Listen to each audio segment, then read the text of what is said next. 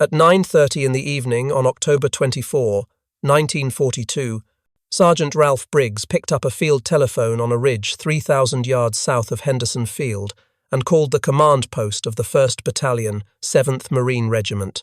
The voice on the other end belonged to Lieutenant Colonel Lewis B. Puller, the battalion commander known throughout the Corps as Chesty Puller. Briggs and 46 other Marines had been sent forward as an observation post to warn of Japanese troop movements. They had been sitting in the darkness for hours, listening, watching, waiting for any sign of the expected Japanese attack. The night was pitch black. Heavy clouds covered any moonlight. Rain fell intermittently, soaking through their uniforms and making the jungle floor slick with mud. The humidity was suffocating, even at night. Every sound seemed amplified in the darkness. The rustle of leaves, the calls of night birds, the distant rumble of artillery.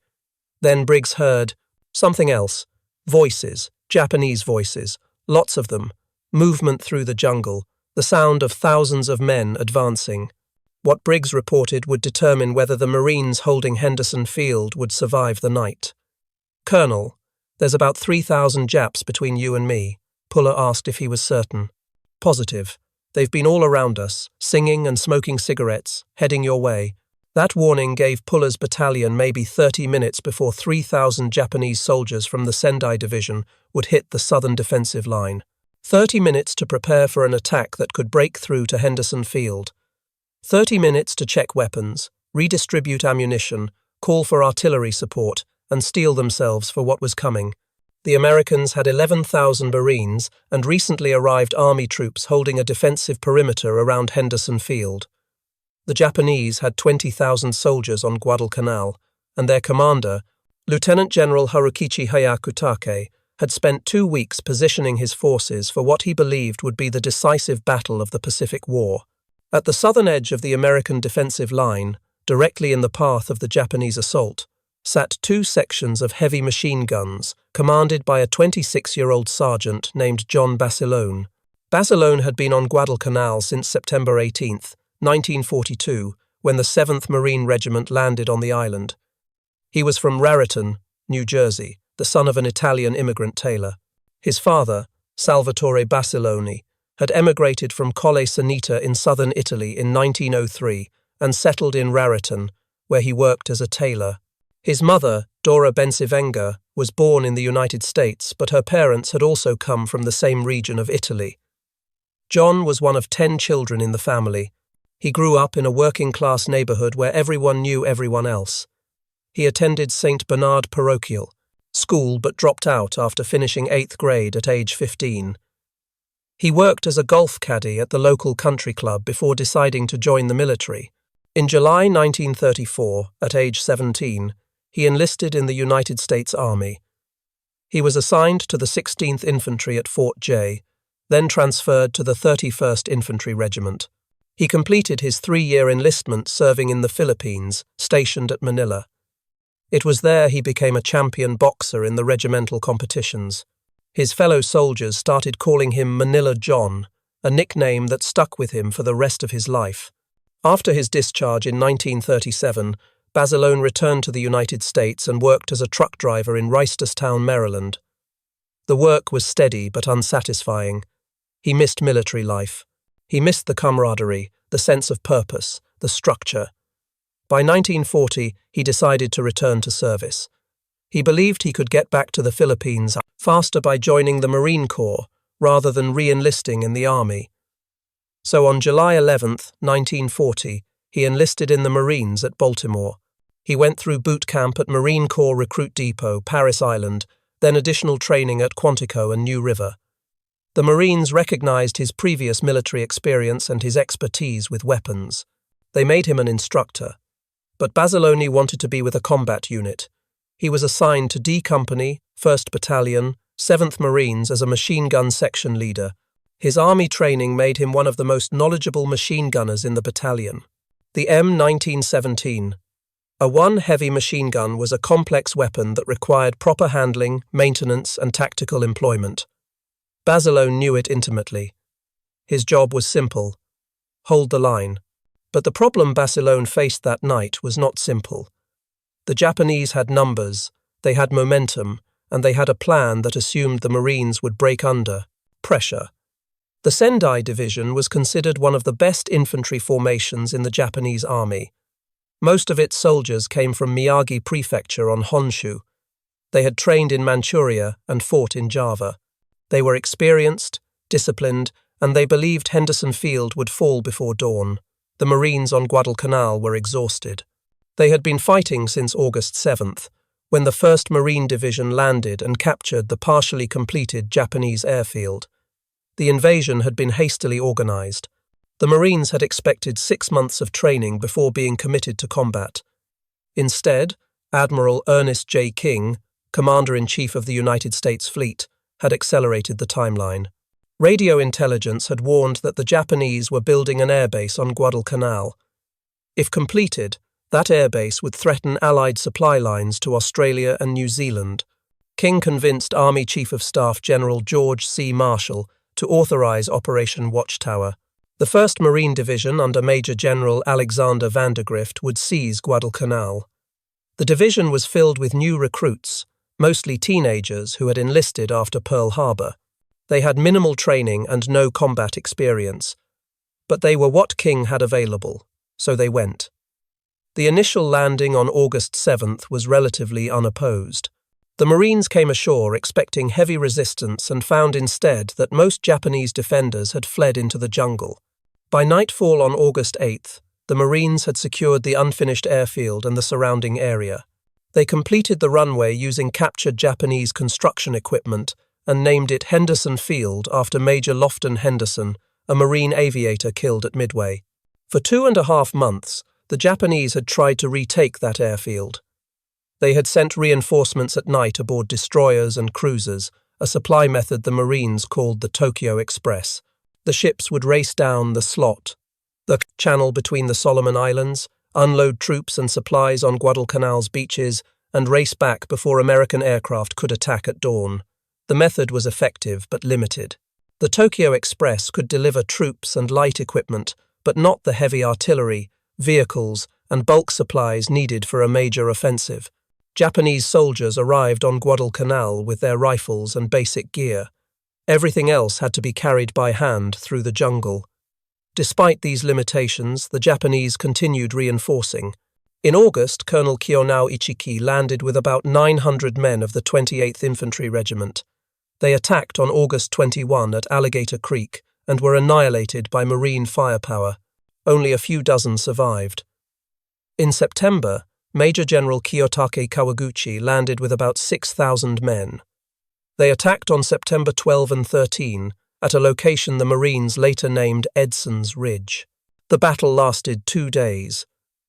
The Japanese were repulsed with heavy casualties. By mid-October, the Japanese had learned from these failures and were preparing a much larger offensive. By mid-October, the Japanese had built up enough strength for a major offensive.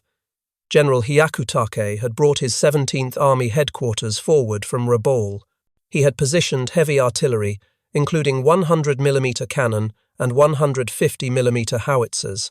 The artillery had been disassembled, loaded onto destroyers, transported down the slot, unloaded on the beaches, and then carried piece by piece through the jungle to firing positions. It was an enormous logistical effort that took weeks. The Japanese also brought tanks. On October 14th, 2 Japanese battleships, Kongo and Haruna, bombarded Henderson Field with 14-inch shells. They fired nearly 1,000 rounds in a bombardment that lasted 90 minutes. It was the most intense bombardment American forces had ever experienced. Marines huddled in foxholes and bunkers while the shells destroyed aircraft, buildings, and fuel stores. The airfield was temporarily knocked out of action. Japanese transport ships took advantage of the reduced air threat and landed more than 4,000 troops and heavy equipment, including 150mm howitzers.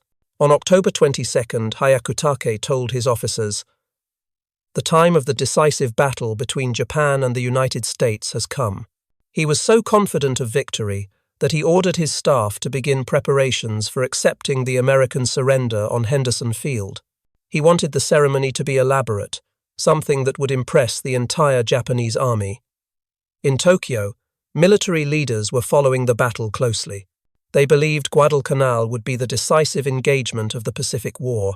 If Japan could retake Henderson Field and drive the Americans off the island, it would demonstrate that the United States lacked the will to sustain a long Pacific campaign. The Japanese high command believed American morale was fragile and that a major defeat would force the United States to negotiate a peace settlement that would leave Japan in control of its Pacific conquests. Emperor Hirohito himself was briefed on the Guadalcanal operation. The stakes could not have been higher. The Japanese plan called for a coordinated attack from multiple directions. A diversionary force would attack across the Matanikau River on the western side of the perimeter, drawing American attention. The main assault would come from the south, where Lieutenant General Masao Maruyama would lead the Sendai Division through the jungle and strike the American lines near the Lunga River. The terrain south of Henderson Field was some of the worst on Guadalcanal. Dense jungle, steep ravines, deep mud, rivers and streams cutting through hills and ridges. The Japanese had started building a trail, called the Maruyama Road, on October 12th. Engineers hacked through 15 miles of jungle. Between October 16th and 18th, the Sendai Division began its approach march. Each soldier carried his rifle, ammunition, pack, and one artillery shell for the mountain guns being manhandled through the jungle. The conditions were brutal. Rain turned the trail to mud. Soldiers slipped and fell carrying heavy loads. The artillery pieces had to be disassembled and carried in sections. Progress was slower than expected. Maruyama thought his units were 4 miles south of Henderson Field when they reached their attack positions. They were actually 8 miles out. The Japanese had complete disregard for the Marines and conducted no reconnaissance of the American defenses. They planned to do a movement to contact, simply march forward until they hit the American lines, then roll over them and seize the airfield. The attack was scheduled for October 22nd, then delayed to October 23rd, then delayed again to October 24th. The diversionary attack on October 23rd went badly. 2 Japanese regiments tried to cross the Matanikau River led by 9 tanks. Marine artillery had the crossing zeroed in. They fired more than 6,000 rounds before the Japanese infantry could even reach the river. The tanks made it partway across the shallow water before 37mm anti-tank guns destroyed them. The Marines could hear Japanese soldiers screaming during lulls in the artillery fire. Marine patrols the next morning found about 600 dead Japanese in the area. The attack failed completely, but it did divert American attention. Marine commanders shifted units toward the Matanikau, believing that was where the main attack would come. The southern sector of the defensive perimeter, where Basilone's guns were positioned, was thinly held. Lieutenant Colonel Puller's 1st Battalion, 7th Marines was responsible for a sector originally designed for a full regiment. Puller had about 1,000 Marines spread along 100 yards of defensive line. The terrain helped. The sector was anchored on a ridge later called the Coffin Corner. Dense jungle approached the ridge from the south. The Marines had cut fields of fire through the vegetation and strung barbed wire. They had dug foxholes and machine gun positions. But the front was long, and Puller did not have enough men to defend it in depth. Basilone commanded 2 sections of M1917A1 heavy machine guns. The weapon was a water-cooled 30-caliber machine gun, reliable and devastating when used correctly. Each gun required a crew of at least 3 men, a gunner, an assistant gunner, and an ammunition bearer.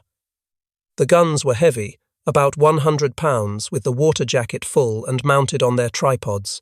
They could fire 500 rounds per minute and maintain sustained fire as long as ammunition and water held out. Basilone had positioned his 6 guns to cover the most likely avenues of approach. The crews had dug shallow pits for the guns and piled sandbags around them for protection. They had cleared lanes of fire and registered the ranges. They had stockpiled ammunition cans near each position. They had filled the water jackets from canteens and water cans. They were as ready as they could be, but many of Basilone's men were sick.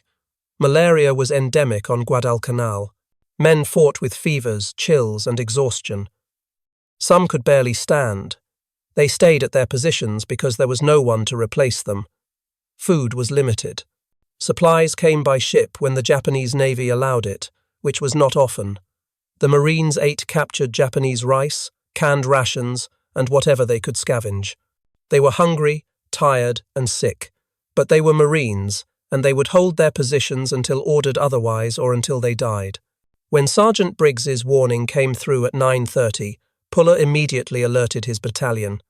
He called up artillery support and requested reinforcements from the newly arrived Army 164th Infantry Regiment.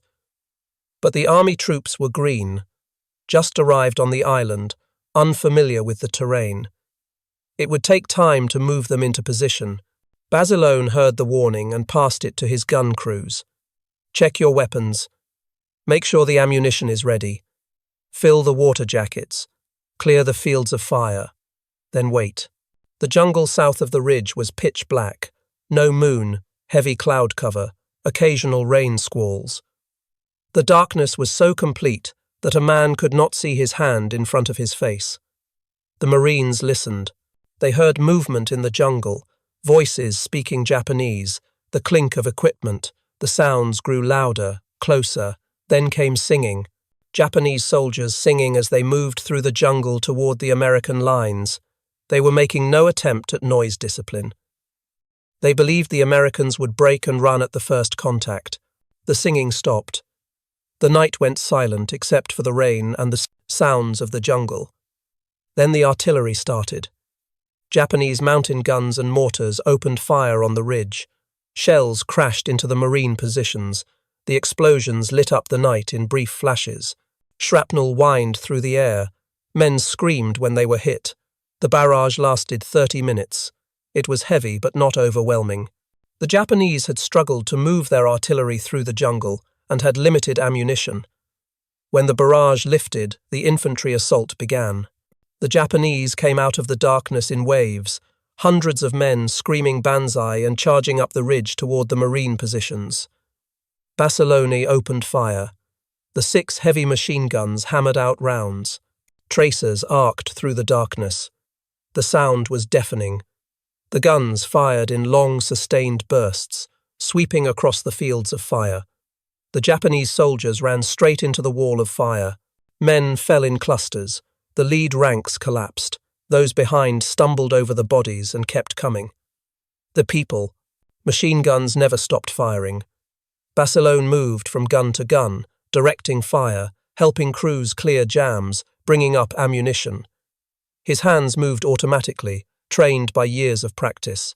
He had learned machine gunnery in the army and had trained Marines in its use. He knew the weapon better than anyone in the battalion. The first wave broke. The Japanese pulled back into the jungle, regrouped, and came again. The second wave was larger, better organized. They threw grenades as they advanced.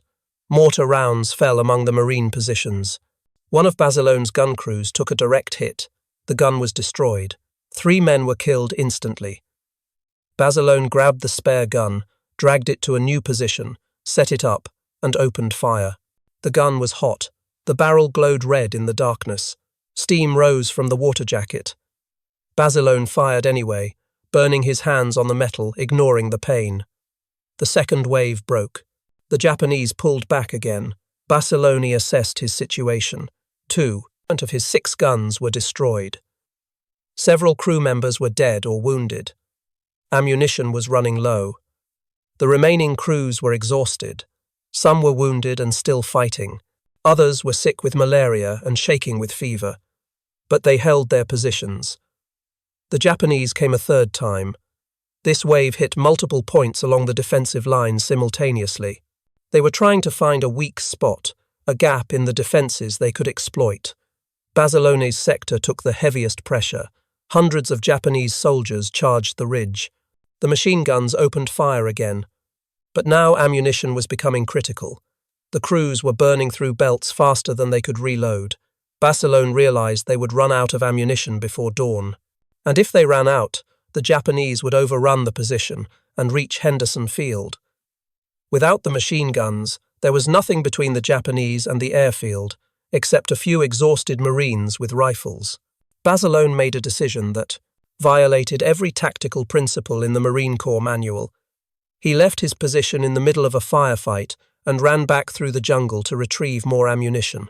The nearest ammunition dump was approximately 150 yards behind the front line. Basilone ran through the darkness carrying his .45 caliber pistol.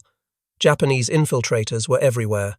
Small groups had gotten through the lines and were moving behind the Marine positions. Basilone could hear them in the jungle, could hear them firing at Marines in their foxholes. He kept running. He reached the ammunition dump, loaded himself with as many belts and cans as he could carry, and ran back. The weight was staggering. Approximately 90 pounds of machine gun ammunition, belts draped over his shoulders, cans clutched in both hands. He ran through the darkness, through the mud, through the Japanese infiltrators. He made it back to his guns and distributed the ammunition. The crews reloaded and continued firing. Basilone made that run 3 more times during the night, each time carrying 90 pounds of ammunition through enemy-held jungle, each time making it back alive, each time keeping his guns firing. On the second run, he encountered a group of Japanese soldiers who had infiltrated behind the lines. They were crouched near a fallen log, attempting to work their way toward the Marine command post. Basilone saw them in a brief flash of artillery fire. He dropped the ammunition he was carrying, drew his .45 caliber pistol, and fired. The range was close, maybe 15 feet. He killed 3 Japanese soldiers before the others scattered into the darkness. He retrieved the ammunition and continued his run to the gun positions. On the third run, Japanese mortar fire was falling along the trail he was using. He could hear the shells coming, that distinctive whistle as they arced through the night sky. He threw himself flat each time he heard one coming, pressed his face into the mud, felt the concussion as the shell exploded nearby. Shrapnel whined overhead. When the explosion faded, he got up and kept running. The weight of the ammunition made him slow, made him an easy target. But stopping was not an option. His Marines needed ammunition. Without it, they would die, and the position would be overrun. On the fourth run, he was so exhausted he could barely stand. His legs shook, his hands trembled, his vision blurred. He had not slept in over 30 hours. He had not eaten in over 12 hours. He was operating on adrenaline and willpower. But he made the run, delivered the ammunition, and returned to his guns. Around midnight, another gun was destroyed by a grenade. Basilone was moving to replace it when he saw the problem. The Japanese dead were piling up in front of the Marine positions. The bodies were stacked so high they were blocking the fields of fire. The machine guns could not depress low enough to hit the Japanese soldiers advancing behind the piles of corpses. Basilone called for volunteers. Several Marines crawled out of their positions and dragged Japanese bodies out of the way, clearing the fields of fire. They did this under fire, with Japanese soldiers shooting at them from less than 50 yards away. They cleared enough space for the guns to resume effective fire. The battle continued. Wave after wave of Japanese soldiers charged the ridge. The machine guns cut them down. The Japanese kept coming. They were brave, determined, and committed to taking Henderson Field. They believed their emperor had ordered it, and they would die trying. The Marines were equally determined. They had taken Henderson Field in August, and they would not give it up. Around 2 in the morning, army reinforcements from the 164th Infantry Regiment arrived. They moved into positions behind Puller's Marines, adding depth to the defense. The Japanese attack continued. Around 3 in the morning, Basilone's gun positions ran out of water. The water jackets had boiled dry from sustained firing. Without water, the barrels would overheat and warp, rendering the guns useless. Basilone and his crews urinated into the water jackets to keep the guns cool. It was disgusting and desperate, but it worked. The guns kept firing. By 4 in the morning, the Japanese attacks were becoming less organized. The waves were smaller, the charges less coordinated. The Sendai Division was being bled to death on the ridge. At dawn, the attacks stopped. The Japanese withdrew into the jungle. The Marines held their positions and waited. The scene in front of Basilone's guns was horrific. Japanese dead covered the ridge. Hundreds of bodies lay where they had fallen. Some were piled 3 and 4 deep, The smell was overwhelming. Blood, cordite, death. Basilone and his surviving crew members sat among their guns, exhausted, covered in mud and blood, many wounded, all sick. But they had held. Henderson Field was still in American hands. Puller came forward to assess the situation. He walked through the killing ground and counted the bodies. Later estimates put the Japanese dead in front of Basilone's sector at nearly 1,000. Basilone was credited with personally killing at least 38 enemy soldiers, many at close range with his pistol when the machine guns were being reloaded or repositioned. Of the 16 men in Basilone's 2 machine gun sections, only he and 2 others survived the night unwounded. The rest were dead or seriously wounded. The Japanese tried again on the night of October 25th. This time the Marines were reinforced and ready. Puller's battalion, now supported by army troops, repelled every attack. The Japanese lost another 300 men. At dawn on October 26th, General Hyakutake called off the offensive. His Sendai Division had been destroyed as an effective fighting force. More than 1,500 of Maruyama's soldiers were dead. Another 1,000 were wounded or missing. The survivors retreated into the jungle, starving and diseased. The offensive had failed completely. The Marines lost approximately 60 killed in the 2-day battle. Most of those deaths occurred in sectors other than Basilone's. Where Basilone's guns had been positioned, the Japanese breakthrough never happened. But the cost had been terrible. The aftermath of the battle revealed the scale of the Japanese commitment and the brutality of the fighting. Marine patrols found Japanese soldiers who had been carrying personal belongings wrapped in cloth, family photographs, letters from home. They had expected to die on Guadalcanal. Many had written farewell letters before the attack. They believed they were sacrificing themselves for their emperor and their nation. One Marine patrol found a Japanese officer's diary. The entries described the march through the jungle, the difficulty of the terrain, the shortage of food and water. The last entry, written hours before the attack, said the officer was proud to die for the emperor and hoped his death would contribute to Japan's final victory. He asked that his family be notified that he had died honorably in battle. Another patrol found letters from Japanese soldiers' families, mothers writing to sons, wives writing to husbands, children writing to fathers. The letters spoke of pride in their service, hopes for their safe return, descriptions of life back home. The Marines who found these letters were struck by how similar they were to their own letters from home. The enemy they were killing were not faceless monsters. They were men with families, hopes and fears, fighting for their country just as the Marines were fighting for theirs. But understanding that did not change the reality of combat. The Japanese had attacked with the intent to kill every Marine on the ridge and take Henderson Field.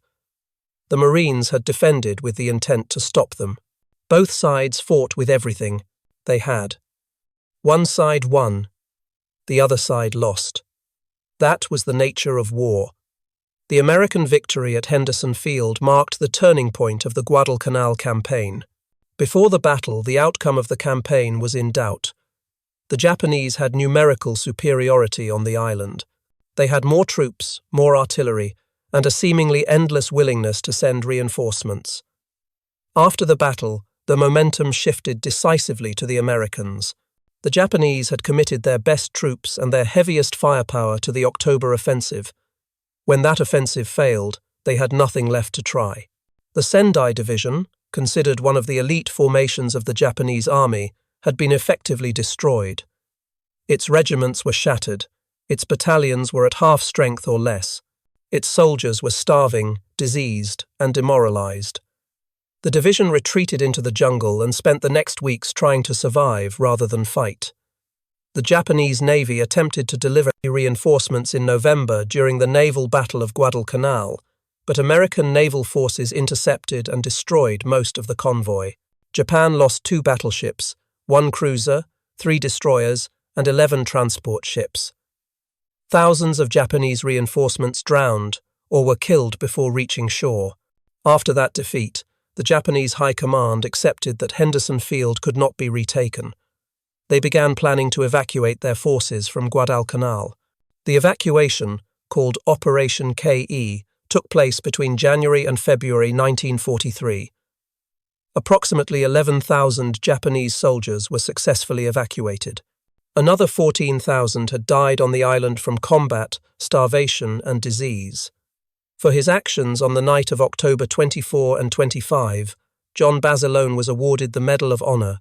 The citation read that while the enemy was hammering at the Marines' defensive positions, Sergeant Basilone, in charge of 2 sections of heavy machine guns, fought valiantly to check the savage and determined assault. In a fierce frontal attack with the Japanese blasting his guns with grenades and mortar fire, one of Sergeant Basilone's sections, with its gun crews, was put out of action, leaving only 2 men able to carry on.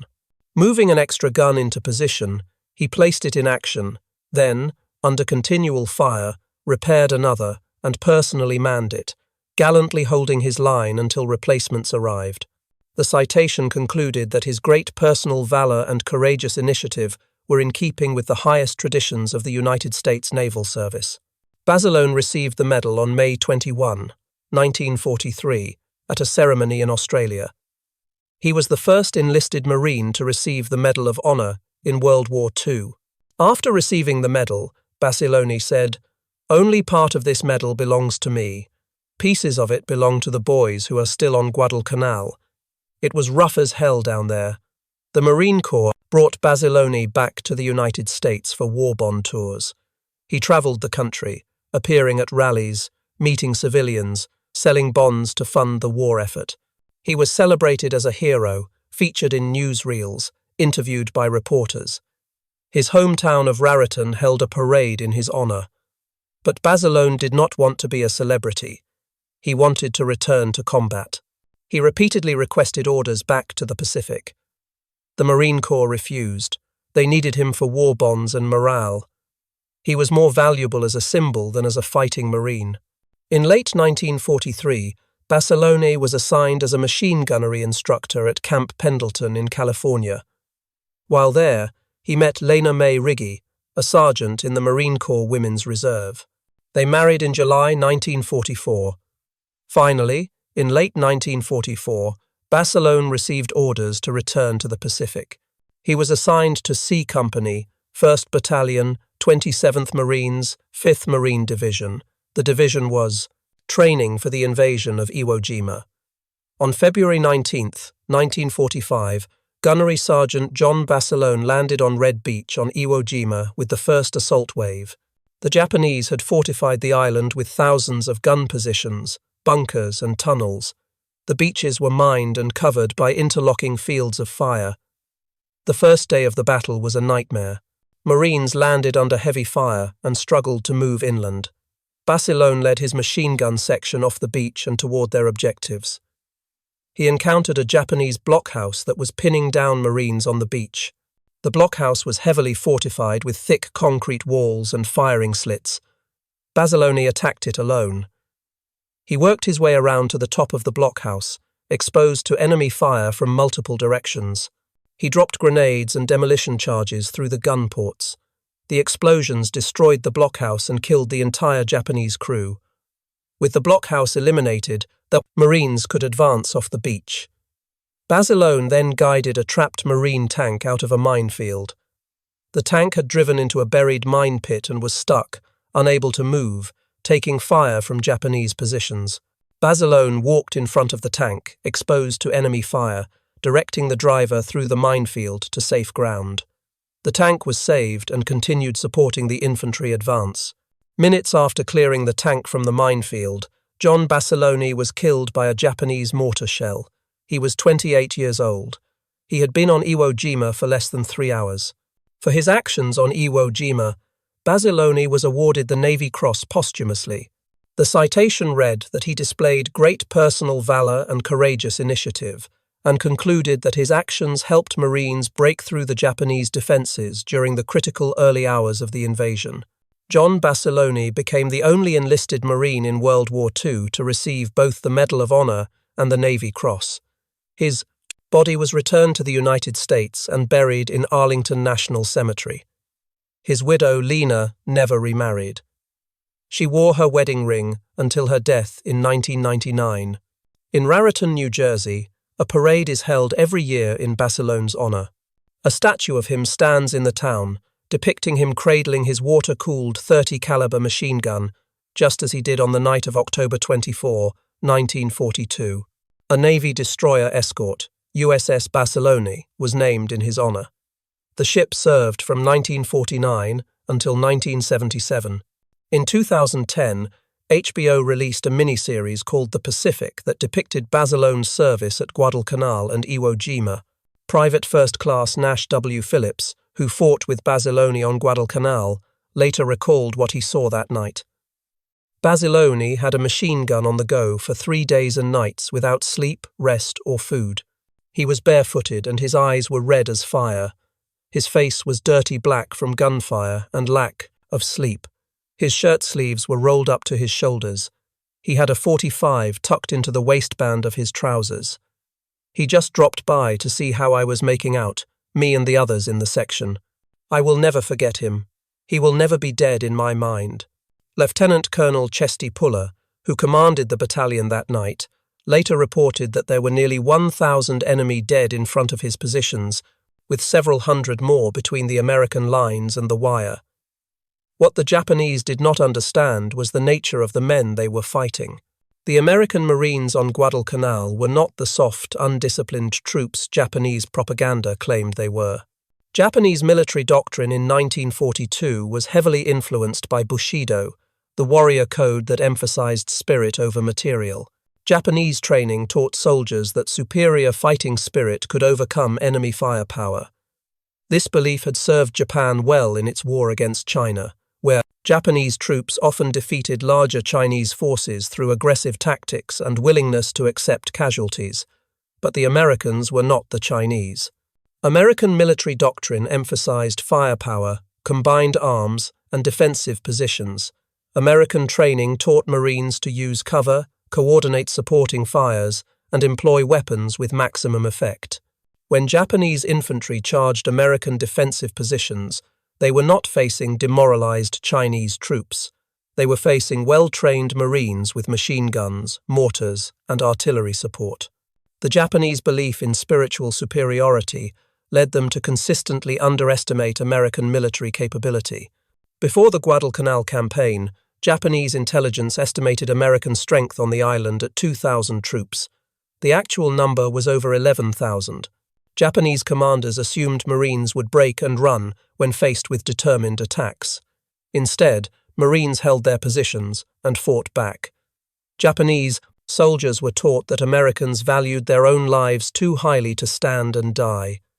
The night of October 24 proved that assumption catastrophically wrong.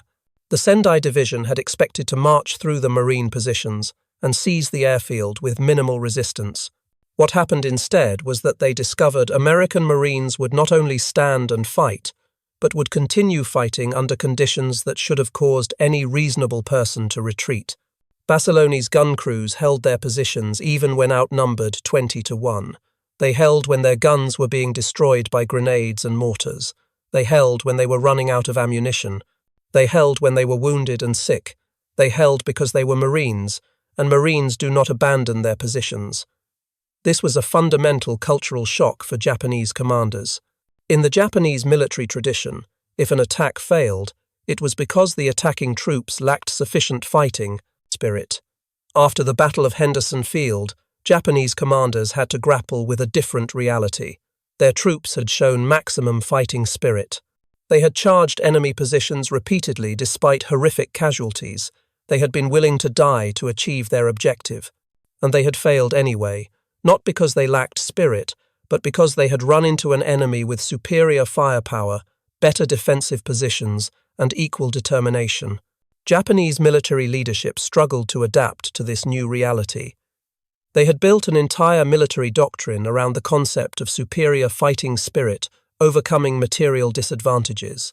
When that doctrine failed at Guadalcanal, they had no alternative strategy to fall back on. They could not match American industrial production. They could not replace losses as quickly as the Americans could. They could not supply their forces as effectively as the Americans could. All they had was fighting spirit, and Guadalcanal proved that was not enough. For the Marines who survived, the memory of that night never faded. They had faced an enemy who outnumbered them 3-1, who was willing to die to reach their objective, who charged again and again despite horrific casualties, and they had held. They held because of courage, training, discipline, and determination. They held because men like John Basilone refused to abandon their positions or their fellow Marines. They held because giving up was not an option. The battle for Henderson Field became a defining moment in the Pacific War. It proved that American forces could stand and fight against determined Japanese attacks. It proved that firepower and defensive positions could defeat massed infantry assaults. It proved that Marines would hold their ground no matter the cost. But more than that, it marked a psychological turning point. Before Guadalcanal, Japanese military commanders believed they were facing an enemy that could be broken through aggressive tactics and superior fighting spirit. After Guadalcanal, they understood they were facing an enemy that would not break, that had industrial superiority, and that was willing to fight as long as necessary to win. This realization changed Japanese strategic planning for the rest of the war. After Henderson Field, Japanese commanders shifted from offensive operations aimed at destroying American forces to defensive operations aimed at making the war so costly that America would negotiate a peace settlement.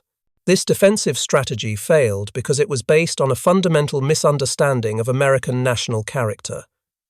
The Japanese believed Americans would grow tired of the war and demand peace. Instead, the American response to casualties was to produce more weapons, train more soldiers, and fight harder. Every Japanese defensive position that inflicted heavy casualties on attacking Americans simply ensured that the next attack would be supported by even more firepower. The Battle of Henderson Field demonstrated this pattern in microcosm. The Japanese threw everything they had at the Marine positions, inflicted significant casualties, and still lost. The American response was not to withdraw or negotiate. It was to reinforce the Marines, bring in army troops, and hold the position at all costs. Japanese commanders who had studied American history should not have been surprised by this response. Americans had demonstrated in their own Civil War that they were willing to sustain enormous casualties to achieve victory. The Union Army in 1864 and 65 suffered casualty rates that would have broken most nations. But the Union kept fighting, kept sending more troops, kept attacking until the Confederacy collapsed. The same pattern repeated in World War I, when American forces took heavy casualties but kept attacking until Germany surrendered. Japanese military leaders either did not understand this aspect of American character or did not believe it applied to a war in the Pacific. Guadalcanal taught them otherwise. John Basilone's story became legendary in the Marine Corps. His name is taught to every Marine recruit. His actions are studied in military academies. His legacy lives on in the Corps he served. But Basilone never sought glory or recognition. When asked about his actions, he consistently deflected credit to the Marines he fought with. He believed he had simply done his job, nothing more. The truth is that his job on that night was impossible. Holding a 1,500-yard defensive line with 1,000 Marines against 3,000 attacking Japanese soldiers should not have been possible. But Basilone and the men of the 1st Battalion, 7th Marines, made it possible. They held because there was no other option. They fought because that was what Marines do. And they won because men like John Basilone refused to accept defeat. In the years since the war, historians have analyzed the battle and debated why the Japanese offensive failed. Some credit American firepower, specifically the effectiveness of the M1917, a one machine gun in defensive positions. Others point to Japanese tactical errors, including the failure to conduct proper reconnaissance, the decision to attack at night through difficult terrain, and the reliance on frontal assaults against prepared positions. Still others note the difficult terrain and supply problems that prevented the Japanese from bringing their full strength to bear at the critical point. Technical factors played a role. The M1917A1 machine gun, when properly employed, could fire 500 rounds per minute with effective range out to 1,500 yards. A single gun with sufficient ammunition could stop an infantry company in its tracks. Basilone's 6 guns, firing overlapping fields of fire, created a killing zone that no infantry force could cross. Tactical factors mattered too. Puller had positioned his battalion on defensible terrain with good fields of fire. The Marines had dug in, established clear lanes of fire, and registered their supporting artillery. When the Japanese attacked, they were advancing uphill at night through jungle against an enemy that knew exactly where they were coming from. Strategic factors were decisive. The Japanese needed to take Henderson Field to win the Guadalcanal campaign. The Marines needed to hold Henderson Field to keep the Allies in the Solomon Islands. For the Japanese, losing the battle meant losing momentum and ultimately losing the campaign. For the Marines, losing the battle meant losing the airfield and potentially being driven off the island. Both sides understood the stakes. But ultimately, the battle came down to individual Marines at individual defensive positions, making the decision to hold or fall back. At Basilone's position, that decision was never in doubt. He and his remaining crew members fought until they physically could not continue. They did not retreat when they were outnumbered. They did not retreat when their positions were being hit by grenades and mortars. They did not retreat when they ran out of water for the gun jackets. They held because that was what Marines do. Other sections of the defensive line told similar stories. Earlier in the campaign, on August 21st, Private First Class Al Schmid had demonstrated the same determination at the Battle of Tenarue River. When his machine gunner was killed and his gun commander wounded, Schmid took over the weapon. Even after a grenade explosion blinded him, he continued firing based on voice directions from Corporal Leroy Diamond until reinforcements arrived. More than 200 Japanese dead were counted in front of his position. Schmid received the Navy Cross for his actions. Platoon Sergeant Mitchell Page, commanding a machine gun section in another part of the line, held his position through multiple Japanese attacks on October 26th. When all his gun crews were killed or wounded, Page manned one of the guns alone, firing it from the hip while moving along the ridge to cover multiple firing positions. He received the Medal of Honor for his actions that night.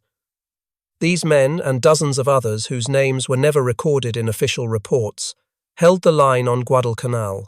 They were the reason Henderson Field remained in American hands. They were the reason the Japanese offensive failed. They were the reason the United States maintained its foothold in the Solomon Islands and eventually pushed north toward Rabaul and the Japanese home islands. That is the story of how one Marine held off an entire Japanese night assault, not entirely alone, because he had 15 men in his 2 machine gun sections. But by the end of the first night, only 3 of those 16 men were still standing. And John Basilone was one of them. If you found this story as compelling as we did, please take a moment to like this video. It helps us share more forgotten stories from the Second World War. Subscribe to stay connected with these untold histories. Each one matters. Each one deserves to be remembered. And we would love to hear from you. Leave a comment below telling us where you are watching from. Our community spans from Texas to Tasmania. From veterans to history enthusiasts, you are part of something special here. Thank you for watching, and thank you for keeping these stories alive.